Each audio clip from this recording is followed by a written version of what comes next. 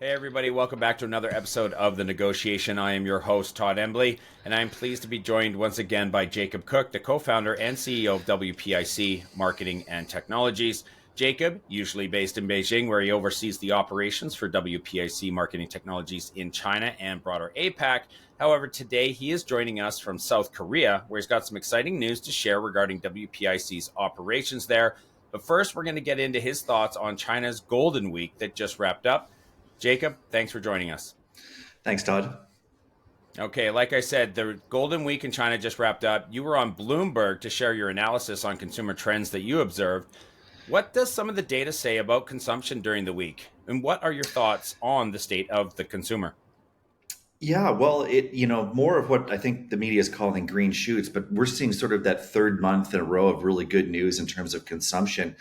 We had a little extra time here this week. So we had an 8-day holiday because of the way Mid Autumn Festival fell on the Friday. So it really actually gave Mm-hmm. 8 days off in a row. So this was a major opportunity for consumption. And quite frankly, it delivered and it delivered big time. I think there was some talk about expectations even being higher for this, but here's what really happened. Ministry of Culture and Tourism is now reporting about 900 million domestic trips and close to 110 billion dollars in spending. That's way up from where they came before. And even if we came in at like 825 once the final numbers are calculated, that's going to be anywhere from 4 to 5% up on the 2019 level. So it indicates full recovery. Um, there's tons of private sector data out there too as well that we've been sorting through. Meituan is showing actually 153% increases in services and retail from 2019. Consumption for dine-in up 254% from 2019. Fliggy and Ctrip, Fliggy is Alibaba's travel booking website, said usage of hotel rooms and flight tickets was up big time from 2019. So really kind of across the board, all the big platforms who have access to this data have really said it was, very, very strong.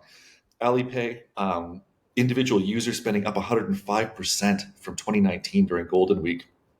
So obviously that has a lot to do with Alipay adoption, but every one of those data points is very, very strong. Some of the banks are saying that they're a little bit disappointed in some of the data and attributing it to the property sector, but they're still stressing that recovery is still ongoing. I think that like I said before, it's been really hard to have these predictions about this year because what really happened is in December, I think a lot of companies, what we said is we didn't know, there were a lot of talk about consumer stimulus. We didn't know if that was going to happen or not. So we came up with these lines, this is what consumer spending is going to look like with stimulus. And then this is what it's going to look like without. We probably put our forecast right in the middle. Of course, we haven't had, checks like we've had in the West with consumer stimulus. But in general, if you look it out, there's some sectors that are still weak, like large durable appliances, furniture, and auto. But personal consumption, travel, these types of things, athleisure, sports equipment, supplements, pet are booming, especially lifestyle brands. So, there is going to be weakness in the real estate sector going forward. This was planned, it's intentional, and that is going to bring down large durables. But if you take those out of consumption, we're still in double digit growth. Yeah, and I don't see that being very different than what's happening in the West. I mean, housing is getting hurt. Lots of talk, lots of rhetoric. Everybody's trying to figure out how to fix it, and yet we're seeing 8%, borrowing rates for housing. And I would imagine that some of those same sectors get the same impact on the Western side. Yeah, I think I would agree with that quite a bit. Yeah, not that you're an expert on the Western side, nor should you be. That's why you're on the show, not to be that. You're on the Eastern side. What about, you mentioned some of the travel, right? What are some of the trends around travel this year? Well, one of them that was I thought was pretty cool was the sort of special forces tourism, where nicknamed in Chinese. Basically, it's a lot of young people doing these sort of budget-friendly trips to many, many different places. So they're trying to hit, and of course, we just have incredible infrastructure for travel inside this country, whether it's highway systems or high-speed rail that's going everywhere, that really allows people to do this, go to places that they normally wouldn't have. But it's not, the tour groups like their parents did. It's more of them figuring out using apps like Little Red Book, Xiao Hongshu, C Trip, Fliggy, these ones to really make, their own trips themselves. And they're going to places that are off the beaten path, that might be on the less expensive side. But quite frankly, the real authentic experiences. And I got to admit, even when I was back home in the summer, doing those podcasts with you, we were using Xiao Hongshu even to see what was going on in my neighborhood. And I'm from there. So there's actually a lot of really good content globally on these platforms that sort of helps you guide you to a lot of places, and some of them might be parks and things like that that are fairly low cost. But I think that just goes to more sophistication as that goes into even compared to weaker spending power. Like I said, I mean, even I was using them, so I had very very valuable information there. Customized travel products. I think if you looked at it, there were numbers around 20%. Places like Ningxia, Inner Mongolia, were way up in terms of tourism. And this is probably places that people didn't really think was an option even like 4 or 5 years ago. Music festivals, educational trips. There's just tons of things going on over this. Hanfu photography. Um, really, really interesting stuff. And you're starting to see those photos and that content, from these trips getting back into Xiaohongshu and social media right now. And it's very, very interesting. And I suspect this trend is really going to continue because, we look at once those people have done that, seen that it's successful, it's like, wow, I want to do that too. So I think these trends are going to be here to stay. Yeah, once they work, then they double down. What about international travel? Did people go abroad during Golden Week? Yeah, well, abroad, I think it's a couple different ways. So the local sort of regional countries like Thailand, Malaysia, South Korea are actually reporting far more tourists than they got in 2019. Um, International trips, I think what we're seeing right now is numbers are coming in around the 80 to 85% mark. But that's really showing a boost, like I said, in Malaysia, Thailand, South Korea, where the air capacity has been completely restored, if not more than 2019. We've seen demand for further intercontinental travel be there, but there just isn't the capacity. Airlines have struggled to add more flights, especially with the Russia situation and the airspace being closed. But the demand is certainly there because we've seen the visa applications be at record highs. So I don't really have a good answer for you that on when that's going to be restored. We've been hearing 3 months, 3 months, 3 months for these flights to come back for a long time now, and we're getting close to a year into reopening, and we're nowhere near capacity. I mean, Air Canada is flying 4 flights a week to all of China, when they were, probably 4 a day to most major cities, 2019. So, and the US capacity is no better. European capacity maybe a little bit stronger because at least they can go and they have those drop off points in Qatar and the Middle East. But, there's tons of people even flying from Europe through Ethiopia right now, which tells you how hard it is to get those flights. Yeah. Yeah, I remember back in the day looking at flights going back and forth. And, I think they had two planes running to at least each of Shanghai and Beijing that were just 12 hours apart, crossing each other in midair, going every day. Yeah. They had the same flight numbers, like with CA20, CA21, that type of thing. Very, very frequent, every day covered, and you had a lot of options. And I also wonder if Golden Week is long enough for international travel, the way that, let's say, the Chinese like to do it as well. You've got not only the travel days, but you've also got the jet lag days. And then you have to think about whether it's even worth it during Golden Week to make that trip. Yeah, I think you would definitely have to put some PTO either on the front or the back end of that. And certainly the people that, in our organization that did make those trips did that. But you're right. That's probably some of it. But really, Todd, I think it's really down to capacity. You're still talking with that limited capacity, flight costs for economy probably 2 or 3 times what they were pre-pandemic. Business class like 5 or 6, and really, there's no end in sight. Those prices coming down. Yeah.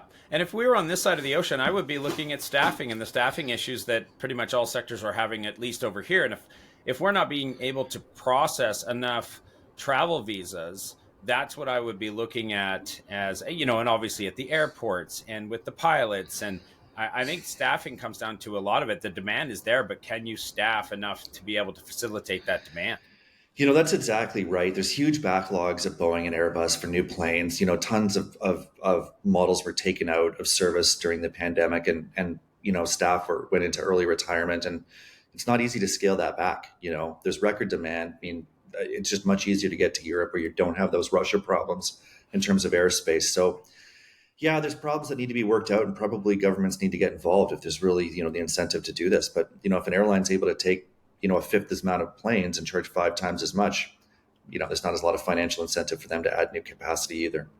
No, there is not. Okay, big day coming up next month. Yeah, What are we, a month out maybe? November month and a day. 11th, Singles Day. Singles Day. One of the biggest dates circled on the calendar. How are you feeling heading into Singles Day this year? I'm feeling really good, Todd. Really good. Better than I have in a lot of years. I think just the numbers that we've seen, record setting e-commerce in August, very, very strong September, great Golden Week consumption.